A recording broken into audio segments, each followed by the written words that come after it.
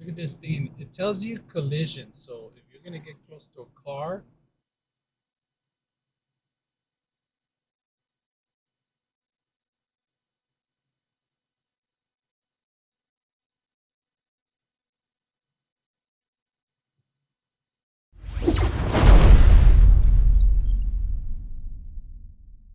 All right, today we're gonna bring a dash cam. And look at this. This is a large dash cam that I also have a navigation system.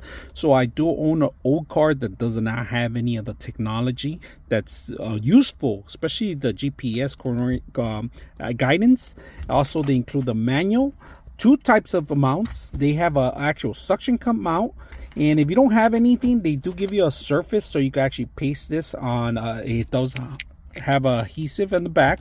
Also the other one for just a regular mount, but this is actually to mount in your car dashboard of your car. And then they give you a backup camera too, so you can install this with a long cable. Now, just to be aware, there is, if you want to connect it to your speakers, there is an audio jack. All right, 3.5, if you guys can see that. GPS has its own adhesive. You're gonna have to mark it in, and you're gonna have to connect this to your actual console, right? It needs to go into here. Like I said, two types of connections with the adhesives and the double-sided. We're gonna set this up first. We're gonna take out the old one that we had in here. All right, let's take a look at the actual console itself. All right, and you have a power button in the top. All right, you have plenty of exhaust for any kind of heat. In the front of it, you got the camera here. Make sure you remove all the stickers and tape. All right, underneath of it, nothing. But on the side panel, this is very important. This is where the auxiliary cable goes in here. USB type A to charge anything you want or connect it to the actual system to give it power. They give you a 64 micro SD card, GPS connection that you have to connect in here, AV connection, this is for your backup connection, and then you have a type C connection that you're going to require. If you don't have a type C in your car, it's fine. They do give you the lighter connection with the fuse and a type C connection. So we're going to power this up today, and we're going to test it out. It's 64 gigs of memory. We're going to try the backup cam and the front cam. So let's go ahead and do that. All right, so we got it set up already, and you can see my dash cam. I'm actually going to move the cable down a little bit back, right? That's my forward camera, and I'm going to adjust this to however I want. I could click on this to see a full view. You could adjust to however you want. This is the front camera. Very important, connecting your system into your code into your actual phone. Download the app, and then you have more options in the dashboard. So we're going to do that.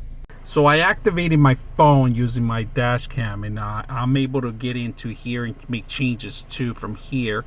We could change the name of the camera. We could download the app, any video that we have on our phone from the system to our phone. If you want, we can make manual changes, do the navigation and other stuff. So that's pretty much all the features that are included on your phone. If you ever get in an accident, you can transfer your phone, show the police officer or show whoever you have in the dash cam immediately. So I like this feature. It's an option that it's not very difficult to get out of here, but other systems are very difficult to actually get the video. So now we have a lot of applications on our system. We could have music, we could check our full camera if you want, we could go back into what we were in, we have our navigation system, we have music and so forth. You could add apps, you have Google Assistants on the actual dash cam. Before, we didn't have anything on this car. This is an older car, doesn't have anything. This is a great addition for it, if you guys can see that.